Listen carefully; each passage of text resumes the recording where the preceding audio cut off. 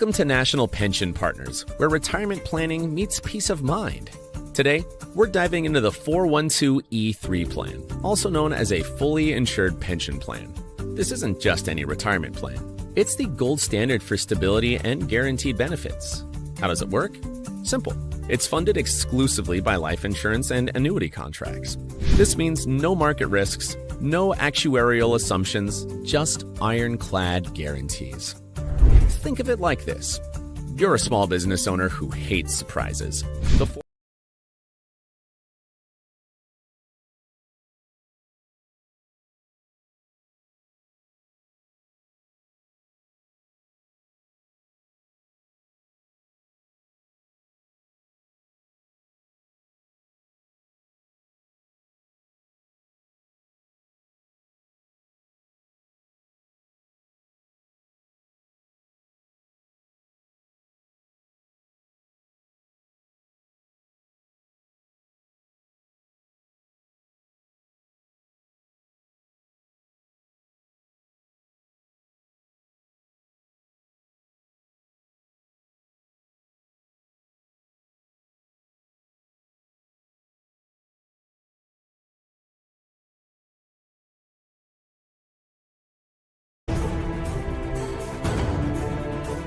One of the things that business owners forget a lot is to prepare for their own retirement. Hi, my name's Nick Palavita, and today I'm with a very special guest, a certified financial planner, a chartered retirement plan specialist, and president of National Pension Partners, Max Culiet. Max, tell me what you do at National Pension Partners. Well, Nick, we help successful small businesses and professionals put together retirement plans that provide them the maximum retirement benefits and big tax deductions at the same time. Well, how do you do this? Well, we get on an internet conferencing system with the client, we review their goals, what they want to accomplish, and then put together strategies to help them in implementing a retirement plan that benefits them, not everybody else. Well, that sounds really good, but how much does this cost? Well, it's really not bad because the first consultation is free. That allows us to go through and discover whether this strategy works for that business and for you as the business owner and helping you maximize your retirement. Well, Max, how do we get this free appointment? It's really pretty simple, Nick. You can either go to our website below or call us at 877-252-1692, and then we can set up a time with either myself, Nick, or one of our other retirement plan specialists, another CPA or advisor in the office to go over this with you and make sure it fits for you. Hi, my name is Lewis Haupt. I work with National Pension Partners, and I work with businesses to allow them to put the maximum away that they can for themselves and to save taxes. Hi, I'm Brad Coyle, and I'm the brokerage manager at National Pension Partners. We're always analyzing plan fund choices in order to ensure the participant's success. If you want more information on how we can help you and your business put more money away in a retirement plan than you ever thought possible, contact us at the website below or call us at 877-252-.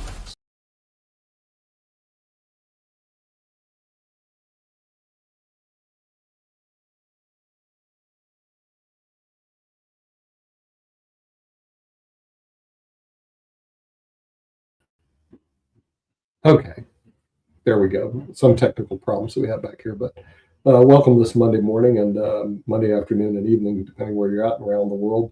Today we're going to be talking about world events on the World Edition. And with that, we're going to go quickly over to Bangladesh and meet with Dr. Sharif, who has apparently a new position that he's been appointed to. Hey, Dr. Sharif, let's see if we can hear you. Yeah, all the way from I'm fine. Thank you. Thank you for inviting me. And tell us a little about the Pacific Rim Council. Apparently, you have a new position there, but a lot of people aren't familiar with that. So yeah. If you can give us a little introduction about the PRC. Yeah, you know that your friend, Mr. Homestoner, he visited Bangladesh. He's a very nice man, and he has he's president around the world.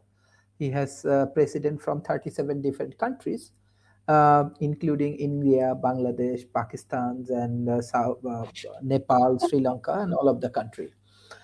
And he has around 100,000 entrepreneur network through Pacific Rim Business Council, and definitely Port TV is their partners.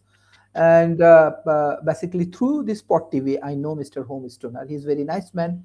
He visit Bangladesh. He meet with our Prime Minister office. He meet with our economic zones authorities, Bangladesh Investment Development Authorities, Dhaka universities, all of the top places he visit with his team. He has another team member, Mr. John, and we actually heavily exploring the opportunity to business growth with his Pacific Rim Business Council. And you know, this emerging economy like Bangladesh, India, Pakistan, Sri Lanka, Nepal, a lot of new thing happening, especially infrastructure development, agricultural development, educational development, healthcare improvement. So Pacific Rim Business Council and Pot TV can work with their network, and they can help to solve different complex problem of the communities. Let's say 2 days ago, I invite 1,000 entrepreneurs through. Definitely, I promote Pot TV, I promote Nick Palveda and all of his show, and 1,000 entrepreneur will join in this ecosystem, and they will learn about Western world, because this is very important, because most of the media and other people, they share a lot of negative things about Western world, but Western world has a lot of good people like Nick Palveda, like Home Stoner, like David M. Walkers, like Kimberly.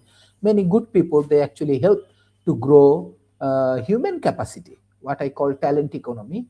So, so with this IIT, with Gujarat, with Bangladesh, with Himalaya, you know, Himalaya, Ganga, Bay of Bengals, this Podda, we are developing an innovative ecosystem, and I write a scientific book last 3 years. It's based on the $1 trillion new economic opportunity for this world. So let us work together. So Pacific Rim Business Council can be a strategic player for this economic development. Pot TV, like a very good TV for commercializations, TV for creating brand. TV can be like podcast for collaborations. So that will be an amazing opportunity for all of us. So do not go for wire. I'm very much sad what I'm observing in Iran, what I'm observing in USA, even in Bangladesh, around the world. So we should focus on human progressions. So there is the opportunity, we can work together. Do not go for too much of politics. Do much go for all of the extreme activities. What I'm observing in Iran, do not go for extreme left or extreme right. Better focus on people development. That is my concern and request through Pacific Rim Business Council new position. Thank you, Mr. Nick Palveda. You actually changed my life. So I want to invite more entrepreneurs under your mentorships, and hopefully with your advice and guidelines, they can change their life, and you can be the local hero of Bangladesh or India or South Asia. Yeah, and most of people, they want to increase their business. They don't want to get involved in the sloppy politics, which of course that we show on the Pod TV network, because people like to watch this stuff. But in terms of doing business, it's really non-productive, in terms of getting things done, not just in the United States, but across international lines, as we well know. Home Stoner, unfortunately, has had some health issues. We do, if he's listening, we do hope the best for him. He's actually done pretty good given the adverse circumstances he's come across. And that's one problem, like I said, Dr. Sharif, that healthcare is an important part of everybody's life, which is one reason we have a show on medicine and science. If you're not healthy, it's tough out there. But I'm glad to see that you're involved in the Pacific Rim Council. I'm glad to see that you're building relationships, and that your mantra is to build relationships, not destroy relationships, and build borders, where people can talk to each other.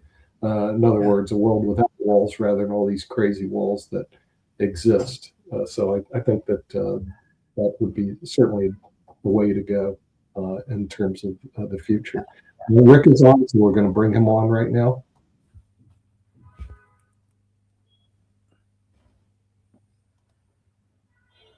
So the big story that's erupting today is Jerome Powell versus Trump. Jerome Powell is the Fed chairman. Trump does not like him because Powell refuses to lower interest rates, which would goose the stock market, but which could, I don't know, make inflation go crazy and other stuff. I don't know. But Powell, the Fed's supposed to be independent of the president, and Powell is. And the way, Trump looks for pretexts to go after his enemies. And what's happening, hi, Dr. Sharif, by the way, is Powell is in charge of a $2.5 billion remodel of the Fed building that's been going on for I don't know how long. And I don't know, $2.5 billion sounds like a crazy number. I remember the era where you could do like a remodel or an add-on to your house for $50 to $100 a square foot. But that makes me old. That's like saying, yeah, I remember when gasoline was a dime. So periodically, Powell shows up before Congress to talk about how it's going and maybe point out some cost overruns. So even $2.5 billion hasn't been enough, that it's going to be more than that, which I guess I don't know what it's all going into, but I assume that a lot of it is making the building, this more than 100-year-old building, better able to handle tech, because the Fed monitors, the economy of the U.S. and, the world. And I assume they need to pipe in huge amounts of financial information. Anyway, it's going to cost more than $2.5 billion. And Trump is accusing Powell of fraud. And I don't know if he wants to prosecute him or just kick him out of office, but that's what's going on.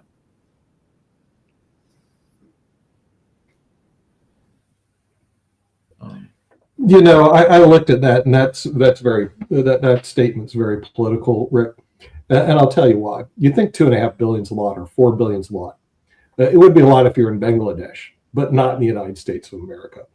Do you know? And you can Google this. The Jacksonville Jaguars, seriously, a football team, is remodeling their football stadium, Camping World Stadium, okay, in Orlando. How much do you think their remodel cost? Now, this is a football stadium. It's so not a high. Since you're asking, I'm going to say it's got to be at least $1 billion. Oh, it's way more than that. It's closer to $4 billion. But go ahead and Google football stadium remodels in the United States. This is where AI is really great because they'll give you all the ones. It's not just that. It's several other stadiums. I fell out of my chair how expensive football stadiums are. You're talking right now $3.7 to $4 billion to remodel a football stadium. Here in Spain, which has a lot less expense in terms of remodels, they're doing Camp Nou, which is a big stadium. It's $1.5 billion. Now, I remember when I was in Tampa growing up, you could put up they put up the full Tampa stadium. It's actually very horribly constructed. $3 million, that was it. But that was back in the 60s. Yeah, today, and football stadiums today offer a completely different. I haven't been to a pro football game since I was a kid, but they offer a completely different experience than we were used to. Yeah. The real key question, of course, I don't know much about the Federal, Reserve building and the remodeling that takes place is exactly how big the building is, what the land is, what the remodel takes place, how much technology is going to be involved. So there's a lot of questions yet. But to just jump up and say, hey, you're overspending money. No, not if you look at what football stadiums cost. I mean, seriously, so don't know enough about it to really opine. But, it's quite possible it could be $4 billion and definitely $2.5 billion. I mean, so this goes back to. Here's how big the building is. 276,000 square feet, which is the size of 100 big houses. Yeah, And where's it located at? See, the land is also very important. Well, in D.C., and then there's Boston has a Fed building that's over 300,000 square feet. Are they remodeling more than one building for this? No, but I'm just saying that's how big these things are. Yeah. Well, it really just Wait a depends minute, on maybe what they are. So, they're maybe remodeling more than one building. But it's that federal style that's all like marble and limestone on the outside. Right. Yeah, it's an expensive building. I mean, it's just the way it is, and that's one reason I didn't have any problems with the ballroom being $300 million. It sounds like a lot of money until you are doing the job, then you realize, well, maybe it's not that expensive after all, and it depends on where it is.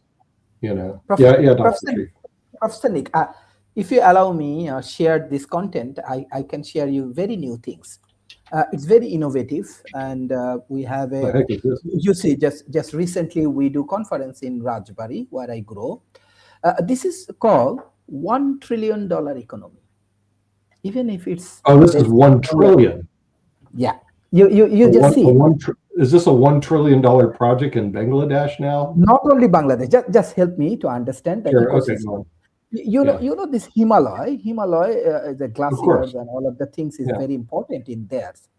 And if you see this Himalaya is the major source of water and economy and ecosystem for this South Asia. And we have Ganga River in India. Himalaya has hydropower and tourism opportunities and all of the things. Then you go to this Ganga is a very powerful thing, and we have agricultural hub and economy in India through this Ganga and Ganga rivers. And then it's come to this Podda river. If you see right now, I'm in Dhaka. Dhaka is near the Podda rivers. So other side of Bangladesh, there is a West Bengal. We are planning and develop this Kolkata port. It's called Kolkata ports, major ports and trade route for the South Asia. And in Rajbari, we are developing the industry and urban growth. I think I already sent you email. With my World Talent Economic Forum, definitely Port TV is our partners. We are helping our local economy. And then if you go there is a Mongla port and this Bay of Bengal. Bay of Bengal is a blue economy. There is a fisheries, there is a offshore economy, there is a deep sea port, and all of the interesting things happening. So this is my book. Actually, I write this scientific book with all of the evidence. And last 7 years, what I did in India with India Institute of Technology. Last year, I was in Stanford. So Stanford University scientist, some professor, they work with me. Also NASA, working in this ecosystem. And then India Institute of Technology and my universities in Bangladesh. This is $1 trillion economy, right? And here it has impact around 700 million people in this route. Right. Impact.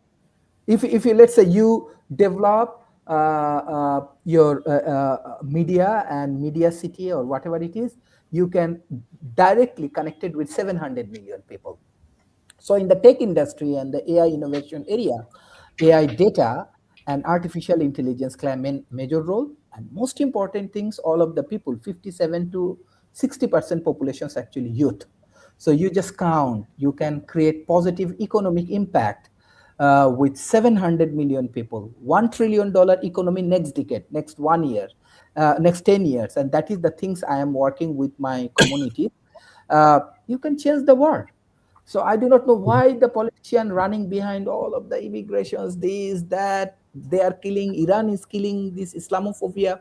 Religion is good, but over practicing religions and other things, it's very bad. So I believe through your Port TV network, through Pacific Crime Business Council, that's why I'm utilizing this Pacific Crime Business Council in this network, in this relationship. It's a huge opportunity. And this is a huge opportunity for North American investor like you. And not only money, it's about human activities. You can change with water resources, with agricultural innovation, with Himalaya and all of the things. So that is the things I'm developing. So Western world, I know they are very rich, but our global South, our South Asia, they are also super rich with culture, with natural resources, with geographical issue, and with people. That is called talent economy. I feel that this will be a very interesting opportunity for all of us for the next 10 years. And you can contribute, but anybody can contribute from your network. So that is the call. I build up this Himalaya, Ganga, and Padma with definitely North American, because North America has all of the brilliant things like NASA, like Stanford. They are also joining in this ecosystem. And we also have Indian Institute of Technology or brilliant people. And you see that thousands and thousands people joining in my conference, joining in my summit, because I'm creating something new for this community and for the global community. So that is my request. Maybe we can work together and we can make progress. And thank you, Mr. Nick. I always said you changed my life. Whatever the support you need, I will do it for you. Thank you. So I looked it up, and this river is almost 1,600 miles long, which is way longer than the Mississippi River, and it impacts the lives of nearly 1/10 of the world's people. It's crazy big. Yeah. That is the area. Is this the Ganga River, Dr. Sharif? Yes. Okay. Himalaya, through Himalaya, then Ganga, then Padma, and then Bay of Bengal. Bay of Bengal is the route even for all of the trade and commerce. You know, the interesting thing about this part of the world is the Americans don't know anything about it, Dr. Sharif. Yet what you said is very important. Honestly, there's 700 million people who live there. I mean, 700 million people. 700 million. Yeah, but in Stanford and in NASA, they are working together with me for this project. And 31st January, I have I want to invite you all, very special episode for this HCI, Himalaya Climate Initiative, or our talent economy initiative. And through this process, right the way, you can create impact of 700 million people lives. It's a 700 million customer for you. So that is the things. But you are correct. When I discuss these things with USA, some professors, some point they laugh at me. what is happening? But it is happening. It's happening. I want to invite you all. Home Stoner wouldn't laugh at you. Home Stoner thinks this is where the future is. Yeah, the future is in Asia, and the future is in Asia and Africa. There's no doubt about that and everything. Nick, I got a question for you and everything, because I know you just love peace talks, and this is a good question for definitely Sharif eventually as well and everything. But the monks are in South Carolina, and I think they're heading toward North Carolina because they're going on a peace walk and everything like that. So we know that there's a lot of people that are concerned about the various conflicts in the world and everything. So they are trying to mobilize and have this peace walk. I think they're supposed to be in Raleigh sometime this latter part of this month and everything like that, as they march to DC, I guess, to have a meeting possibly with some of our government officials and everything like that. And we know that Trump has said that he's already solved several wars. I think he says 8, even though those conflicts are still going on. But what is our thoughts about the monks going on this peace walk? I think they've been maybe even to California already, but I know they're definitely coming to North Carolina, and sometimes people are joining them. I was watching the news yesterday, and there was a gentleman from Asheville that had joined them because he thinks that this is a good move and a realignment of the planet and everything like that. So what's your thoughts around this peace walk and whether it'll accomplish anything?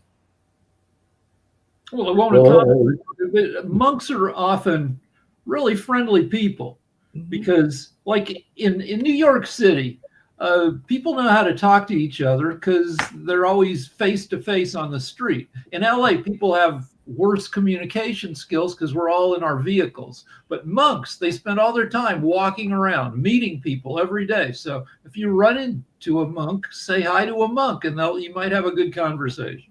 I know a good conversation with a monk if I run into one. I don't know just so he's going to join. See, unfortunately, the monks don't make decisions in world events. And this is when the real problem lies, is that the thing is, the people that are making decisions in the United States, if they said, hey, you're walking in Washington, D.C., the Tower of Power, I'd say, yeah, they might. That's where they should be walking, in the halls of Congress. You know, one of the organizations I'm a member of or I speak for now, I used to be a member of, called NAFA. What they did is, and they still do it today, they organize a congressional meeting with the congressman once a year.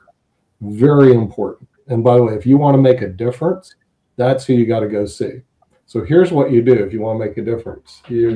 First of all, you got to go to Washington, D.C. Next, what you need to do is this. You need to reach in your bottom pocket and bring this. It's called a checkbook. Okay? So you go to Washington, D.C. with a group. You bring your checkbook and you write checks to their campaign managers. And you'll meet with their staffers. And that can make a difference, my friend. All this other walking stuff is good for television. It may make people feel good, but frankly, it won't make a difference. Well, speaking of checkbooks, did Trump not get a big enough check from the UN and everything like that? Because he pulled out with an executive order, and this was done last week, 66 organizations, including 31 that were the UN entities, like the UN Women, the UN Population Fund, which addressed sexual and reproductive health, the UN Framework Convention on Climate Change, and others were less well known and everything like that. But he pulled us out of a bunch of UN things, including some UN organizations that were probably involved in the Bangladesh situation and everything like that. It's not surprising. He's swiping the UN because the UN was passing things that were anti-American because we invaded Venezuela and took their leader out. So it doesn't surprise me we'll defund them. I just want to bring a story, try to understand. This is the misunderstanding about emerging economy. My World Talent Economic Forum, we have 10,000 of organizations, different organizations. We have university, school, college, government agency, corporations, NGO, and everything. So just 1 month before, I start work with one mosque in Dhaka. It's called Gulshan Mosque. So one of the foundations, they come and they meet with me and they go for 1 hour of discussions. So they are very impressed by this World Talent Economic Forum, this Spot TV and all of the things. So the chairman of As-Sunnah Foundation, he said that, look, I ask for money that we have flood in Bangladesh. So I want to help people. So as he's very honest man, he's very pious and very good man. So all of the Bangladeshi people actually start to giving him money. So when he get around 161 billion Bangladeshi taka, 161 billion Bangladeshi taka, or it's around $15 million, then he stopped everyone. Hey, do not give me more money. I need to work with that. I'm a religious, and without these things, I cannot do this. Do support this work. So this emerging economy, they have their own capacity. Honestly speaking, with finance, with innovations, with technology, with science and innovations, and all of the things. And let's say healthcare industry. I talk about Ayurveda, right?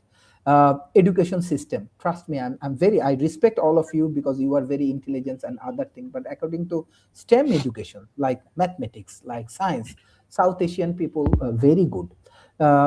So things is that like here it has different story.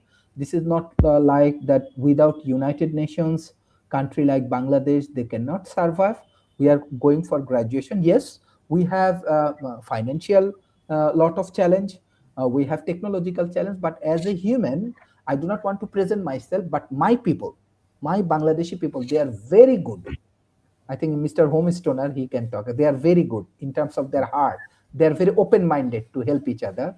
They are very positive to help each other. I know there are a lot of good people in North America and in our panels, and your heart is very good. But when crisis come, when challenges come, when any kind of good things come, Bangladeshi people, they go for united and they help their community. That is the things I want to share. But how I see this USA present political situation, or Iran political situation, or this Russia political situation, these are the big country, right? Compared to Bangladesh. You deserve more, I want to be very polite, more positive and quality leaders. That is the challenges US have right now. You deserve more qualityful leaders. So I request all of the talented peoples in USA from this panel. Nick is a very good candidate for American president elections. So why don't you involve in the good politics and make some contribution for changing this thing? So this is the opportunity for everyone. Yeah, let's work together and make progress. Well, actually, that sounds good, Dr. Sharif. Yeah, Rick. Something for Jatovi to talk about. This was the craziest NFL playoff weekend in history, with 4.5 out of 5. We got one more game to go. Got one more game to go. One more game tonight. Steelers versus, I don't know, somebody. But all the games, 4.5 out of 5 of the games were really good, with just crazy turns of fortune. More lead changes in the fourth quarter than ever before in history. And, you know, it's and the rest of the playoffs, I assume, are going to be chaotic. I don't think there's any clear favorite among the 8 teams who will be doing, you know, the next 3-4 weeks. Jatovi? Yeah, I mean, 4 out of the 5 games that were played over the weekend were 1-score games in terms of the finishes. You had multiple lead changes in all of the games. On top of that, yes, there's truthfully no winner. Tonight, in all honesty, if it works out the way that it should during the season, Houston should blow out Pittsburgh. Houston is actually better than Pittsburgh. But if it works out the way that the playoffs have been going, it's going to be a 1-score game, and it's going to be tight all the way through. But, yeah, I mean, it's been a great – I mean, there is no clear winner. There's going to be a brand-new Super Bowl champion since Philadelphia lost.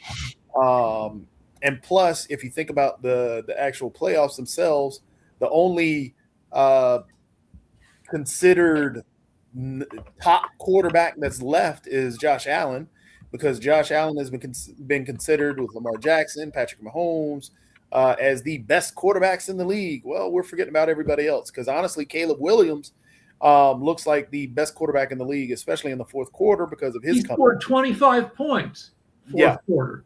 And then you have Matthew Stafford, who hasn't thrown an interception in the fourth quarter. So he's also a top-tier quarterback that we forget about all the time. Sam Darnold is going to get his opportunity. He actually is the only quarterback to take 2 teams back-to-back at 13, 14 wins with Seattle and Minnesota. He should have stayed. If Minnesota would have kept Sam Darnold, Minnesota would be in the playoffs. But Minnesota didn't keep Sam Darnold. They actually went with J.J. McCarthy, and J.J. McCarthy honestly wasn't ready. He's not going to be ready. He's actually might be ruined because they rushed him back so fast because he had to play this year. But Sam Darnold will get his opportunity and get vengeance because they're going to have to play the Rams. And the only reason the Rams lost to Seattle to actually lose first place, to lose first place was on a couple of fluke plays at the near the end of the game, a 2-point conversion, some other fluke plays that just shouldn't have gone, but they went Seattle's way, giving Seattle the number 1 seed. But going into next week, the lineups have already set, because after the win last night with New England beating who did they play? Chargers. Yeah, New England beating the Chargers. That set the playoffs for next week. So the winner between between Houston and Pittsburgh, they're going to have to play Denver. I'm sorry. Actually, they won't play Denver. It's Buffalo will play Denver. Buffalo goes to Denver. New England gets the winner of tonight's game. Honestly, if Houston plays New England, Houston actually has an opportunity, but everybody's rating New England as the top team to come out of the AFC. I don't see that yet. What's Houston's rank or Pittsburgh's? Because I think because they always get the lower seed. It's the 4-5 game. That's what game. It's the 4-5 game. So either way, they will play the 1 and everything like that. So either way they're going to play, because the lowest seed was Buffalo. The lowest seed was Buffalo, right? So Buffalo will play the number 2 seed. So that makes sense. Buffalo will play the number 1 seed. Right. Oh, got you. Right. Buffalo will play the number 1 seed because they were the lowest one. I got you. Yeah, that makes sense. So things in the U.S. are pretty stressy right now. So it's nice to have a game that'll distract you for 3 hours. Well, speaking of things that will distract you, and speaking along those lines, I got to bring back Nick in and everything, because I know he's just jumping up and down, even though they've got a tough game next week, because I know he's a big fan of the U, as he likes to call them, and everything like that. And they are back and will be playing the Indiana team, which is going to be heavily favored and all along those lines. So are you ready to take on Indiana? Because Indiana is going to be heavily favored. I think Jacoby will even agree with me on that. And everything like that. It's Mark, it'll be 2:00 in the morning. And ESPN in there blocks out the games here. So I get to listen to ESPN radio. So I get to listen on radio. But USA Sports is really hard to get. I'm going to work on actually seeing it, but it's extremely difficult. And what happens, the Pirates put them on YouTube, and then the YouTube people run around and block them and take them off. So the Pirates get on for a little while. They put it on YouTube for a little while, and then they're thrown off. But it should be a good game, Miami versus Indiana, and we'll just have to see who wins. So, I think it's toss up. It's not really. I hate to say it, but it's not really a toss up in this case. Indiana is heavily favored. Indiana has the number one quarterback. They played the best the whole year. Mendoza's dude. You're talking to. I know you're a fan. I'm just speaking of actually being. They said the same thing about, I think, this team called Ohio State. Ohio State had the best defense, the best offense. Who beat Ohio State? Okay, well, let me tell you a little bit about Nick. No, let me tell you. Okay. Who Since beat you don't know Let me college tell football. you, Nick. Okay. Who beat Ohio State? Who beat Ohio State? Miami beat Ohio State. Wait, who beat Ohio State to win that conference? I think it was Indiana. What was the score? Thank you. So you're ranting and raving about Indiana having the number one this and the number one that. Listen, but what was Indiana the actually score? beat them in the regular season when The it total. was all on the line. So what I'm trying to point out to you, if you look at the actual schedules of both of the actual teams, their schedules, Indiana had a tougher conference. Oh, not and even tougher- close. You've got to be kidding me. Look it up. You don't know college football. They started off with Old Dominion. They barely beat them. Then they beat Indiana State and Kennesaw Who has a State. tougher That was conference? tough. Why Miami was playing Notre Dame, Miami was playing South Florida, and Miami was playing Florida. That's who has Indiana a tougher played. conference? And No, Nick. they beat not Ohio listening. State I'm talking barely. as a fan. I get it. 13-10. Miami You've been crushed ranting them. and raved about the U and this and that. Okay, but let me You're tell you not all listening. about the U that you don't know. Well, my Indiana- right tackle is 6'9", 6'9", Who has the number one quarterback? 350. My left tackle is Who has the number one quarterback? 350. And you guys in Indiana haven't seen anything. I'm not an as Indiana big and fan. bad as I'm just the pointing U. out facts. The U will dominate. Hold on, this Nick. game. Nick, you're not Dominate. listening. Like they did I with get it. Ohio State. I know It's you all like Indiana's Miami, Ohio State. But I'm trying to point out something to you. So what it Indiana is- will be lucky to stay in the game. Indiana has had a tougher schedule. Indiana plays in a tougher conference. No, Indiana weaker has schedule and a has weaker the conference. number Not one even- quarterback in the nation. Indiana has Well, you're buying that media hype. has had a tougher schedule to get to the championship game, has blown out the teams that they played. They are undefeated. Like, have you Did seen Miami- Oregon play did nobody? Miami go undefeated? In Alabama, they Did lost Miami to go Florida State. No, Alabama hold on a lost. second. Hold on a second. No. Did Miami win their conference? No. It's the year. So you're baby. arguing- That's because we play in the toughest conference in college football. The ACC What? is the toughest this year. Go look at the record. Go look at the record. No, I think that you are You mistaken. need to read the room. I saw Rick's hand up, and I'm gonna get my everything. use I got a stuff out. I'll be non-sports back. related question really quickly, and this is It's to never been everybody the on the toughest panel. football It's a conference. non-sports related, but a news related question. So, what's up with? Because I was going to bring this up earlier. What's up with Trump going after the Fed? Because apparently the Fed chair, and I know that Nick just loves the Fed chair, is being investigated. We talked about it. But the Fed chair wants to keep interest rates, not low, to fight inflation, and Trump wants interest rates low to goose the stock market. And the Fed's supposed to be independent of the president. Trump hates that, so he's trying to charge the Fed share with fraud for the cost of remodeling the Fed building, even though This Powell, from a man who remodeled his own building. yeah. So I want to mention one other thing. The Golden Globes were last night. They Speaking were. of distractions, very few. Nobody mentioned ICE at all. I don't think. They didn't. I don't know if they were told not to. There was, it used to be that these award shows were full of political comments in the thank you speeches. Only one person, Judd Apatow, made a political, an overtly political comment saying, I guess we live in a dictatorship now. But it was mostly politics free. Yep, I watched a little bit of it. It was definitely politics free, and there was some interesting wins and everything along those lines. But yeah, it was definitely politically free as best as I could tell, and everything like that. He had to go get his U hat and everything like that, his U cup and everything like that. Baby. The U. This is what India hasn't seen. This is what they're going to see. The U, baby. A guy 6'9", 350 on the line.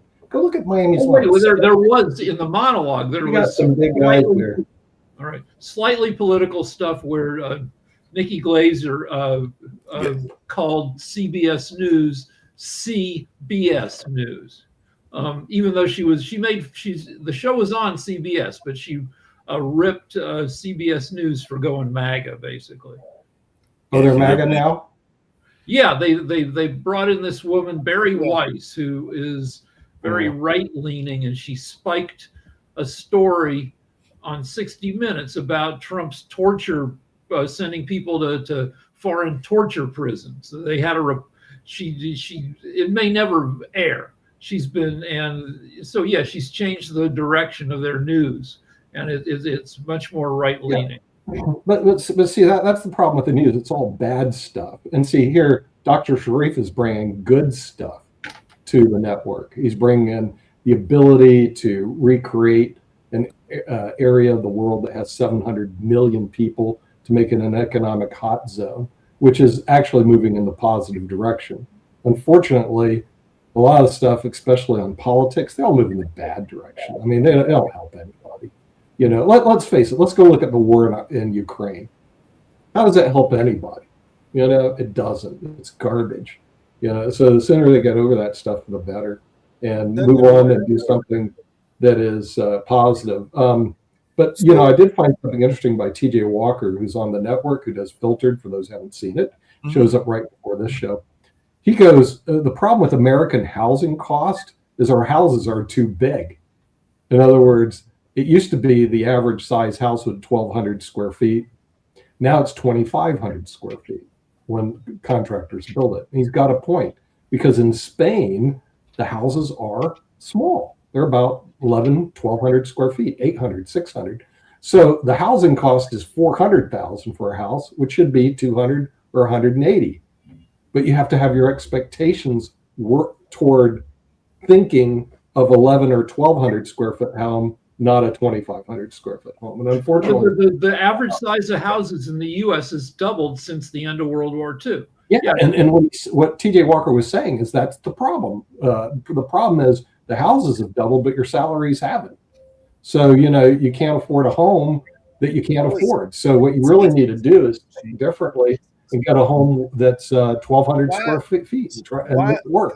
I was able to do that because in Spain, you can't get these big homes. They don't exist. My question is, why is it a do not exist. Why is it a problem? Why is it a problem? It's not a problem. It's an enlightenment. Why is it a problem that ask for more space for a home is a problem, but ask we will be able to for launch more money satellite isn't a problem? That's almost one launch every week. Or, why are we so concerned about people with the growth of their homes and not the growth of their wallets? Self-cleaning, easy to handle advantages. Oh, Lord, somebody's watching something. Monitoring traffic, Yeah, try to figure out what folks are watching. Is that Dr. Sharif? Somebody was yelling your news. Yeah, with Dr. Sharif. Okay. Well, the U.S. workers get sold a bill of goods that it's all on the worker to work harder to bring in more money.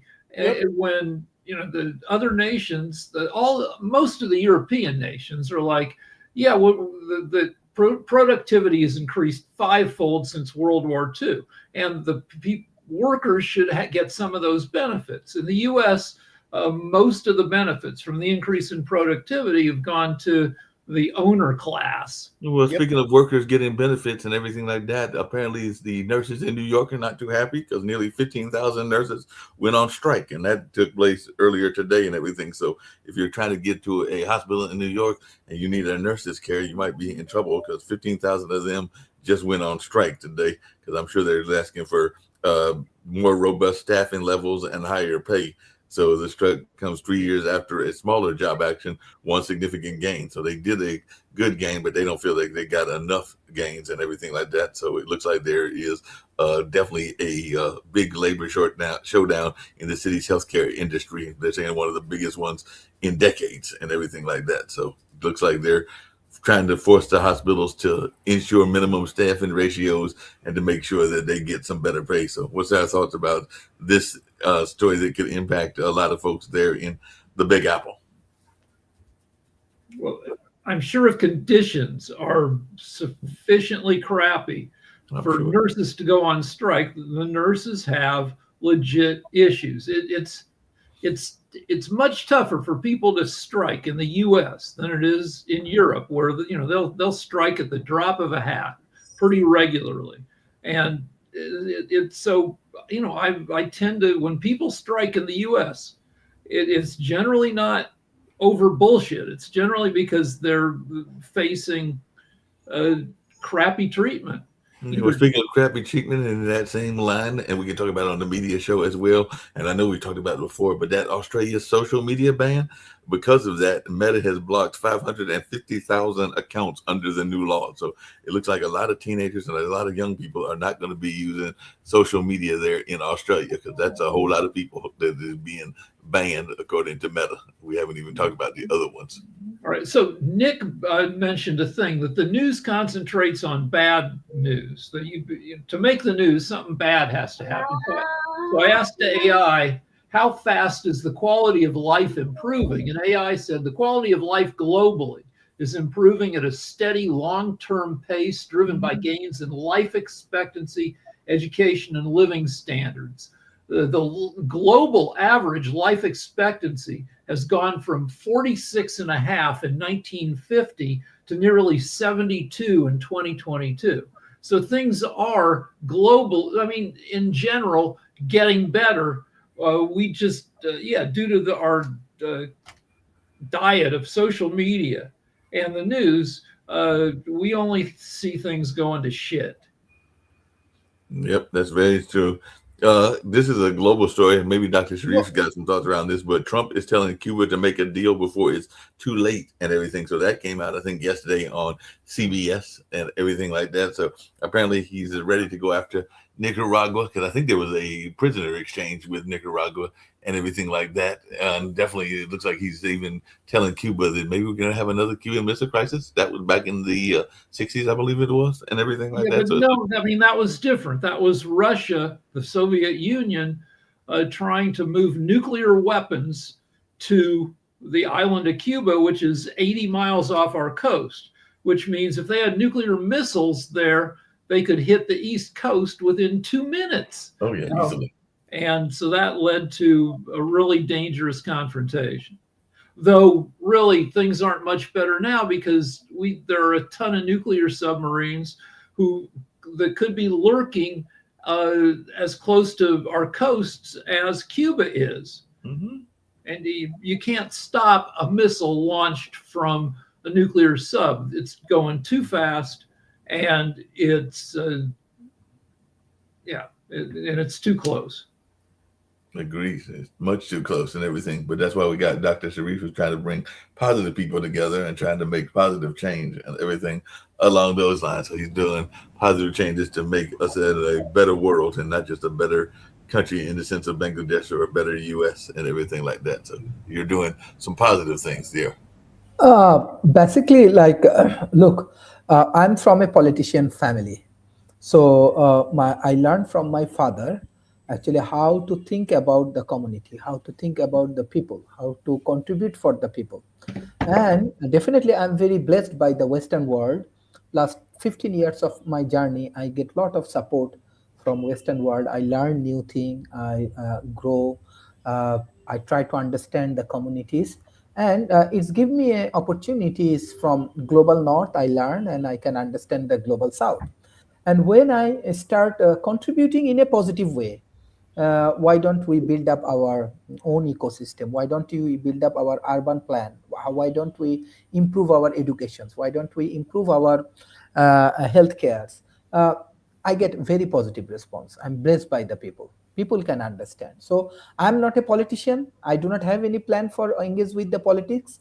But from my father, who was politicians, I learned how to think positively about people, how to contribute for the people. I think that is the very basic things I learned from my family.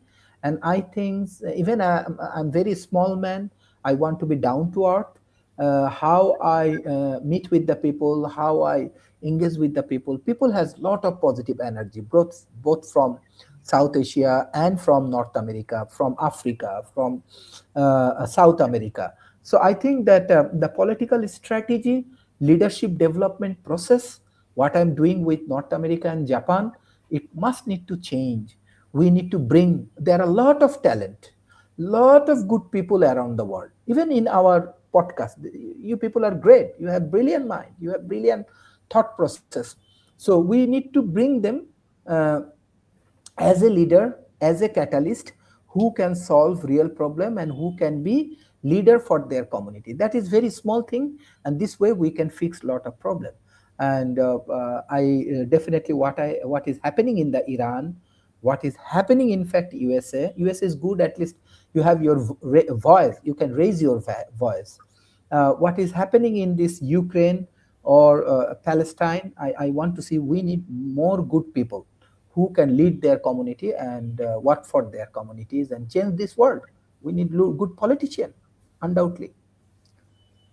No doubt about that. It needs to have more positive people and everything along those lines. What else are you seeing in the news, Rick, and everything? I mentioned some of the things that I had seen and everything along those lines. But what are you seeing? We still got about another 5 minutes. I mean, Iran continues to teeter. Iran has shut down phone service and the internet for its people, the Ayatollahs. They've killed 538, at least that many protesters. So, every 10 years or so, Iran flirts with overthrowing the government, which is going on right now. But they're kind of a tease. They never do overthrow their government. Maybe this time, but I don't know. Yeah, who knows whether they'll actually overthrow their government or not and everything like that. Hey, I saw some interesting tech stuff that was going on at that tech conference. Jacoby, there was, because I was watching something on the news, there was a robot that was being very slow, because I think Seth, the late night host, was being very fun, joking about it, because he was saying that there was a robot that was being very slow in what it was doing, in the sense of loading the laundry and everything like that. And he was also talking about a smart toilet that was out there as well. So it seems like there's some functional inventions, including a lollipop that apparently, as you look at it, plays music. So it was definitely some interesting things that were there at the tech conference that goes on every year. But yeah, Seth Goldberg was having fun picking on some of those, including the lollipop that was technologically based, but apparently also played some music and gave you that lollipop flavor. Yeah, CES always has some interesting things. From the robot, they're now making a like a Roomba. Well, Roomba's a brand, but a Roomba, everybody knows when you just like Zoom, it's a video call. But yeah, a Roomba that'll climb stairs. They've got TVs. They always have the coolest TVs. There's always some interesting things that they have at CES. That's a lot of it doesn't end up getting made because of the actual money behind it. But yeah, that's pretty cool. Always some fascinating stuff. Well, we're ready to go to the economic show, get ready to wrap this one up and everything like that. But we got economics going on. Now we've also got media at noon and, of course, the timeshare. And I understand that she just came back from a Senate hearing that had something to do with the Senate. So I'm sure she'll be reporting on that at 1 o'clock. But right now, let's see what they're talking about economically wise and get on out of here. Dr. Sharif, always good hearing your insights from Bangladesh and everything like that. And always good hearing you, my longtime friend Jatovi, and everything like that. So we're getting ready to get on out of here, and we'll be back with the economic show.